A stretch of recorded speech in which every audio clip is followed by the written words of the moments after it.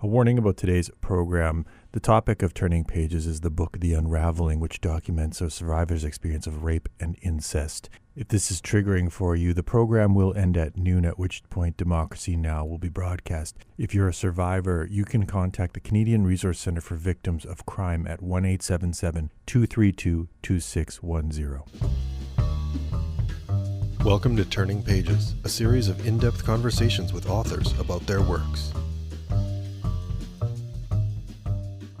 The Unravelling, Incest and the Destruction of a Family, out now through University of Regina Press. Donna Besel joins me on the phone to discuss the book. Welcome to the show.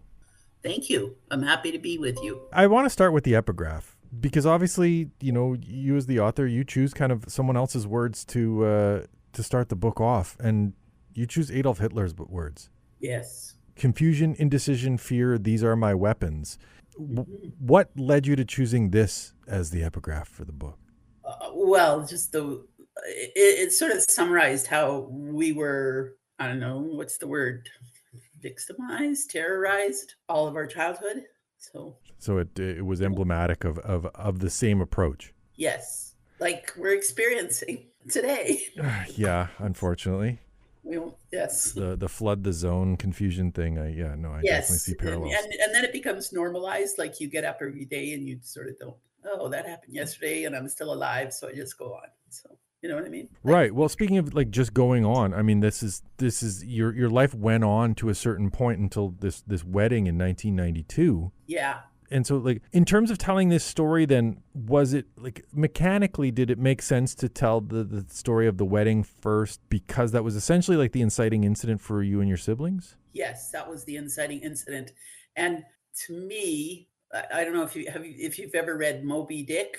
Parts of it. I have not finished. Right, yeah, well, you get the idea, right? It was like, to me, it was comparable because we went on this quest. We set out on this quest. We were going to chase justice, or we're going to incarcerate the great white male, our father. And so it was like this quest that we went on, and we had all of these obstacles and challenges, and there's a huge cost. If you like at the end of Moby Dick, if you remember the story, and there's just this wreckage, and then there's one person clinging to the piece of wreckage, sort of. So that was the overarching form that I was thinking about when I was writing it. So in the book, you refer to letters, that you wrote a lot of letters. Some you sent, some you didn't send. Yes. And that you were writing things down. Like, obviously you're telling a story that happened in the early to mid 90s. Did you rely on those letters and the journaling? Yeah, I was in therapy for a lot of the time. So my counselor said, you could be journaling as kind of a therapeutic thing, but and I was writing letters. I was writing letters to my siblings and other people to, say those things. Like, I was reading a lot of books on sexual abuse. Like, okay, what was done to us? What are we going to do about it? And then what do we do next? So that was kind of another thing that I wanted to keep in mind all the time, that, instead of having it sort of dismissed or minimized or rationalized or denied, to sort of move forward through it all, because it was, kind of a sense of relief that it was finally out in the open. So putting it on paper, then it makes it real in the sense that there's now a record of it. But also, as you put in the book, people can tear up a letter, but they can't tear up the person then? Yes. Did this give you kind of some sort of emotional or psychological barrier or cushion in approaching these things? If you send a letter and the person is mad at you, they're not going to punch you or yell at you or something. So, you kind of, there's that distancing from them and their response. And, they can ignore it. So it's up to them, the choice. So it sounds like you've read some of the book. I've read the entire book. We wouldn't be talking if I hadn't read the whole book. Okay, that's amazing. I've had interviews where they haven't read the book. I understand that is sometimes a practice, but I mean, because I want to talk about content, but I also want to talk about process. You write letters convinced me I was real. Right. In that same passage, and I'm wondering if you can kind of elaborate on what you mean by that. Well, there's something about seeing things, like I'm a writer, so it's like seeing things in print adds that layer of concrete evidence. Like, so many writers, we look at their letters, or, like everybody's texting nowadays. It's like, yes, I'm communicating, this is happening. There's that it's something that's out of your head and it's onto the page. Is this the notion, like the interiority of thought? Like you can't prove that you've Yes. been mulling over things, but if you Yes. put it on paper, even if it's like, a few scratches, it at least shows, like, this is like the teacher asking you to show your work. Yes, and I'm here, and I matter, and like kind of that. I don't know if you've ever heard of a book called The Artist Way. Heard of it, have not read it. Yeah, but it's by a writer called, well, she's an artist and a writer, Julia Cameron, and she talks about doing your morning pages to get those thoughts out of your head, and it helps you. In my opinion, it helps you think more clearly. Like, in my opinion, people write the way they think. So if you're reading something and you can't make sense of it, their mind is probably kind of jumbled. So, or maybe not too coherent. So, yeah, so it was a way of making writing as a way to make meaning of suffering. I forget who said that, but yeah. So this is an effort to process your feelings, Yes, rather than just think them. Yes, and as I often tell people, the whole point of the book was to make it okay to talk about childhood sexual abuse, and other adult sexual abuse. That is one of the few crimes that I know of that where the victim carries most of the load, and the perpetrators use that to keep the victim silent, that sense of shame and blame and humiliation. So yes, so breaking that taboo about not saying certain words.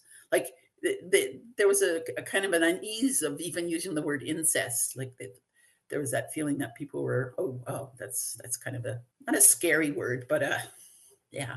Is that why you Maybe say not. I was incested, like right off the top in the beginning of the book? Yeah. Yes, that's the Moby Dick thing. If you the first line in Moby Dick is "Call me Ishmael," and so I was like, "Call me incested." Yes, Right. because it was something that was done to me. Like it's like somebody said, I invented a verb. There's a writer said that to me. Thank you for inventing that very powerful verb. It's something done to another person.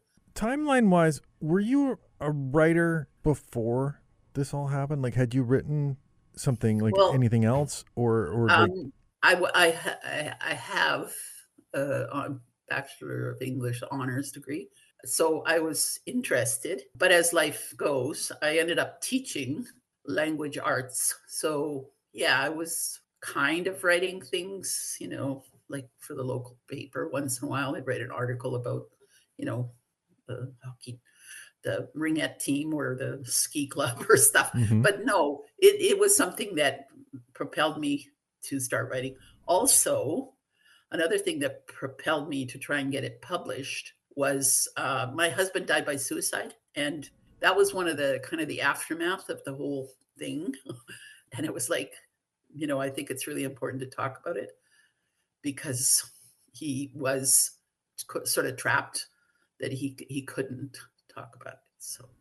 So had that not happened, would you have written something like this, or is there no way to know? There's no way to know. It's like, Yeah. I used to tell my kids, when you make a choice, there's no way to know because you can't go back and create this similar situation. Understandably.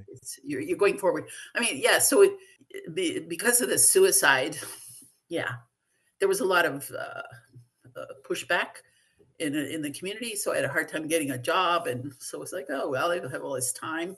I have the skills and I have this really important story. So that's I started writing, and I wrote lots.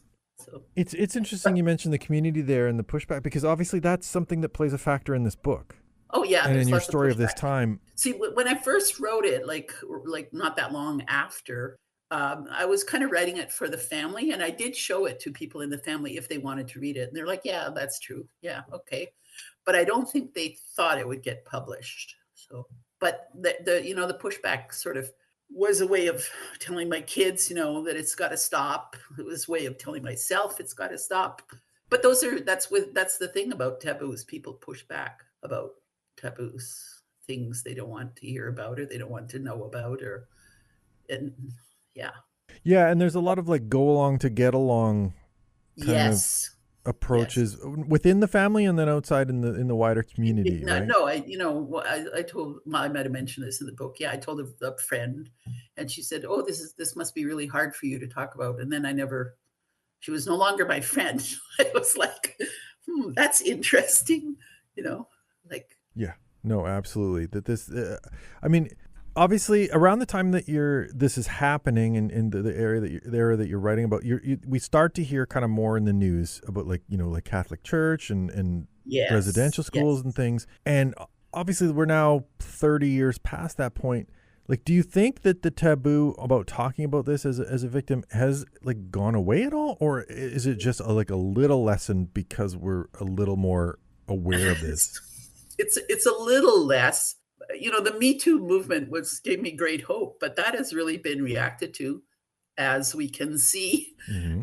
in so many places. Like, that's really, a lot of people there's been pushback there. And I don't know if you're familiar with slap lawsuits, like there Oh, is this to like those. shut down? Yeah, I forget what it stands for, but it's to shut people up. Like, yes, I did a webinar just recently, and it was there was a woman there. Her name is Dr. Mandy Gray, and she wrote a book called "Suing for Silence," and it's becoming a big thing now. Like, if you have money, like, or if you're an organization that has money, then they will come after you with a civil suit, even though it's true.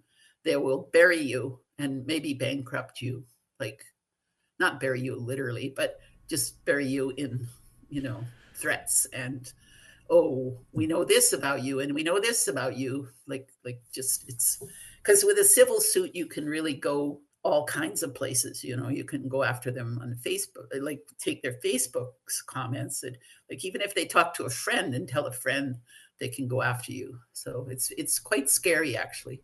Strategic lawsuits against public participation. I just quickly looked up Yes, the thank you. acronym. Yeah, it like defamation threats and things like that. Yeah, definitely, and it could be true, like, at a university or a bank, or whatever. Or, yeah. Well, once Yeah, again, so it's very obviously, much in the news yes, now. it's That very much in the news. That's obviously like you talked about, like civil trials, but like this is the story of a criminal trial.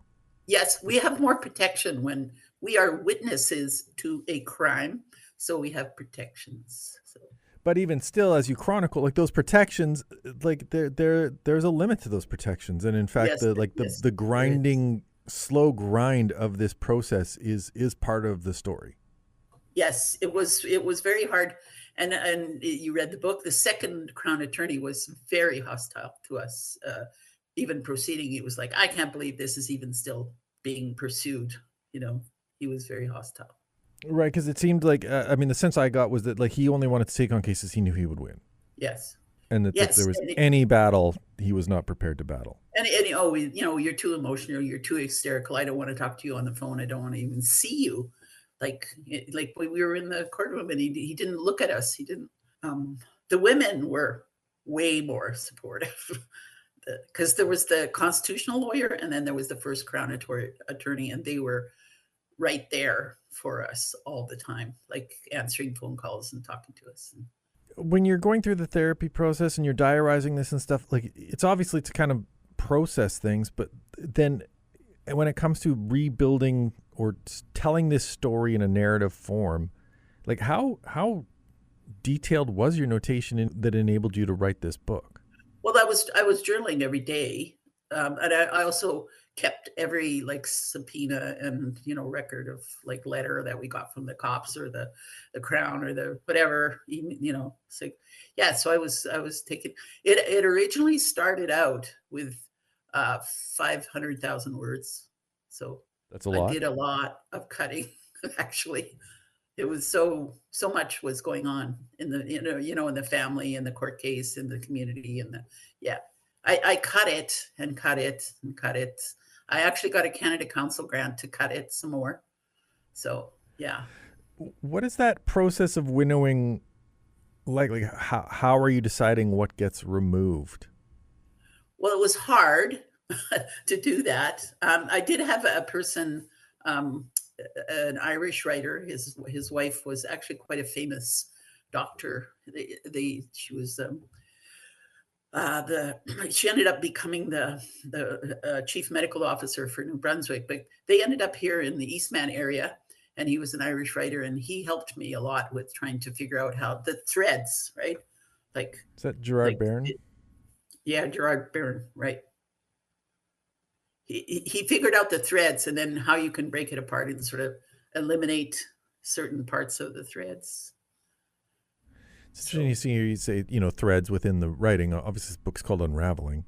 Yeah. So it was a process of unraveling to put Yeah, the and the book family together, was too. unraveling too, because there was the camps that people were splitting into, like, and which, and I might have said that in the book too. It's true in every time there's an allegation of abuse. There's the people who believe, the people who are angry and saying, "Oh no, that's not true," or "Why do you bringing it up now?" or whatever the heck they say. And then there's the people in the middle that are scared and they don't know what to do, and they sort of waffle back and forth. So that's true. It's true in churches. It's true in communities. It's true at universities. It's true everywhere. That there's the people who want to stand up, and then there's the people who want to bury it or whatever. Yeah. Speaking And of then speaking of universities, this is through an academic imprint, and I'm curious how this book ended up with the University of Regina Press. well, that's I don't I had like when I first wrote it, it was like I sent it out. Okay, like not that long after I wrote it, like after I cut it down, maybe, and whatever. But it was still pretty big, and I didn't really know what I was doing, so I got rejected and rejected and more rejections, and then I've sort of lost momentum, and then I get momentum again, and then like I said, I got a Canada Council grant, so I sort of focused on it. That was 2016. I got a Canada Council grant, so then I started sending it out again, hoping that publishers wouldn't be so afraid of it. Also, I was sending writing out, and I was actually winning some prizes. I was I was on the CBC Literary Awards list for 3 times. So it's like, okay, it's not the writing. That's not the reason they're rejecting me. There was a very high profile publisher at HarperCollins had a look at it, named Patrick Crean. I don't know if you know him. Like, I feel like I've read that name, but yeah. Anyway, he's not there anymore. He's older, but he was interested too. But he said, "Oh, I showed it to my group, and they weren't ready to take it on." So somebody said, "Oh, I know this person who works at the University of Regina Press, and you should try sending it to them." And I did, and to my great surprise, they agreed to take it on. So there you go. Did they have a rationale for taking it on when other folks, had felt it was too taboo? On their website, there was something, I forget what their term was, exactly what it was. It was sort of along the lines of, we publish, challenging books, something along those lines. I don't remember what exactly they said, but they were kind of making a name for themselves for, going out on a limb in publishing, not like some of the usual academic presses. So, yeah. You mentioned you showed this to your siblings first. Yes. Not all of them read it, I'm guessing. Yeah, some of them are not readers, so yeah. I gave it anybody. I sort of announced it, and friends too. Some friends read it, the first version. Even though it was long and ponderous and hard. So it was the 500,000 word version. Yeah, like it would be this, just paper copies, and yeah. Right. Yeah, it's just because I was curious if you had anyone who read that first version and read this published version, and what kind of feedback you might have received about kind of like what was culled and what stayed through. There were a couple of like therapists read it too, so that was helpful too. Did you have any ambivalence about sharing this beyond the family or friends or the people who knew the story intimately? Yes, of course. It was scary. I'd already been ostracized, so Yeah. And I mean, because we, reported him to the police, that was pretty, there was a giant cleavage there. So, Right, and yeah. it had obviously been reported on in the press at the time of the Yeah. trial and things like that. So, like, having gone through that, like, was it Yeah. worry about revisiting that or a new? Sorry. Having gone through that, were you worried about revisiting that, or was it that like there would be like an entirely new experience of this? As in relation to the writing, it was actually very healthy to keep going back to it, because every time I went back to it, it was like, oh, this is just a bunch of words. I'm looking at it as in a different way. It's not upsetting me. And every time I cut and looked at it again and again, it became easier to just look at it as a piece of writing. And, oh, this is a really interesting story, because to me, it's really an interesting story because there was a cast of thousands and there was lots going on. And, it's pretty, I even sent it to some documentary makers and a filmmaker and a playwright. So, because I thought this is a really interesting story, but they didn't. Well, particularly like you have the like theatrical opening of this being unearthed at a family wedding. Yeah, it was very dramatic. It was like super dramatic. And, it's just like everything. I do say it was like an explosion, like a bomb.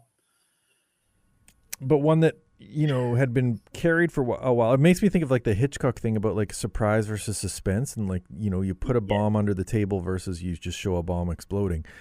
Yeah. That like you open with that explosion, but then you back the train up and like show it being put under the table. Yes.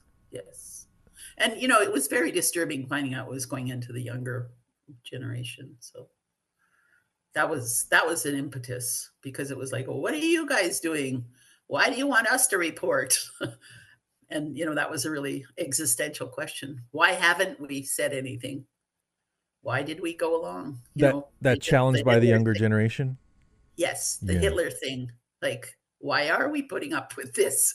Why are we complacent? So, because it is. There's that saying, it's if you could do the hard things and then it gets simple, but if you do the simple things or you choose the simple things, it gets harder. So, and that sort of relates to my husband and his choices. So, did you think any I mean, I have to imagine it was a consideration in terms of like how much of like your home life, like yours and your husband and your children's, how much of that story became part of this story? Yes. And I belong to a organization, to the Creative Nonfiction Collective, and it's all creative nonfiction writers, and they have endless arguments about what do you leave in, what do you take out, like how do you write it without hurting anybody? And I'm like, well, you're writing about incest, people are going to be somewhat angry at you. So, it's. Well, they're already hurt, I guess, is the argument in that respect. There's a lot of hostility and denial and how dare you kind of feeling. But ironically, I told you about this webinar I just did. There was a woman on the webinar her name is Ruby Swanson, and she wrote a book called Family Outing. And it was about her son coming out as gay. And it was mostly a very positive book. I read it years ago. And so her family and family friends, and some of them were a little bit queasy, but then they accepted it. So it was very positive. But she was a couple of years ago, she was invited by her former high school to come and talk about it, a family outing, the book and the process and all the things. And a very a short period of time before she was going to come and talk about her book at her home school, like where she went to high school, the principal phoned her and told her, you can't come. There's been a reaction in the community. So if, you never know how people are going to take it, because I guess, as you know, in Alberta, there's a lot of religious people that are sort of trying to run things. And they had, activated something, something. And so there was a reaction in the community, and they didn't want her to come and read the book. That she would be accused of grooming or something. Grooming or something. But like I said, it was a very positive book, and so the community reacted there for that book. So you never know where you're going to get kind of people mad about something. Well, and as we both know, that's happening right now. 100%. Libraries and everything. So it's interesting. So that just actually like recalled something that I thought about, that you had talked about, like that your father avoids the jury, like going to jury. It's the trial by judge rather than by jury, and that's because it's like people's reaction. Yeah, he didn't would be want emotional that. or visceral versus just being treated on like quote unquote merits of the case. That's quite common, right? And that's what you wrote about, was discovering later that it was quite common. And this is basically to avoid like trial by your peers, because the community can be split on how these things respond. Or there's an emotional response usually. Like, and I think I put this in the book too, because generally in most mammals, there is an instinct to protect your offspring. So it kind of goes against your kind of primeval instinct to protect your offspring, to preserve the species. So yeah, I think there's a very deep and abiding feeling when people hear that children are being hurt. So you attend some workshops throughout the course of this story, and yes. in one, you have to read your own writing. Yes. And so, to quote you said, "I had an important story to tell. Not only that, I had the ability and the resources to tell it." Like, ultimately, is that kind of the fundamental crux of this book? Yes, and I was like, and I've learned more and more, and I do mention in the book, like there was counseling offered for sexual abuse survivors at the Addictions Foundation. So I put my name on the list, and they, said in the book, they said, well, "What are your addictions?" And I'm like, "What? Like, so 90% of the people there are addicted to something that are getting counseling through the Addictions Foundation." So for sexual abuse, it's like, well, I don't know, I eat a little bit too much, and I was exercising a lot at the time, but they weren't obsessive, like to the point of harming me. But yeah, so there's just this assumption that you're going to be kind of a wreck of a human being if you're talking about sexual abuse. So and you may know this too, like a huge percentage of people who are incarcerated have been sexually abused. People with mental health issues, runaways, sex workers. You can go on and on and on. Like it's a real source of dysfunction in humans to be sexually abused as a child. Which, as you point out, is why we need to break down the taboo and talk about it, because it does need to be addressed. And I really fervently wish that this book, for selfish reasons, obviously, but I wish that university faculties and instructors would start using it in their courses, because I didn't realize how unique it was, because there weren't any books about what happens after an offender is charged that were in such detail explaining, what actually happens, because usually it's a child and they're not going to write the book, or the person is so messed up, they're not going to write the book, So I was in a truly, my therapist says, don't say you were lucky, Donna, because this wasn't lucky, but I was in a unique situation to have, like what you just said. It's an important story, and I have the ability and the resources to do it. Well, the book is The Unravelling, out through the University of Regina Press. Donna Besel, thanks very much for joining me on the program. And thanks for reading my book. That's great. I really appreciate that. So, yeah.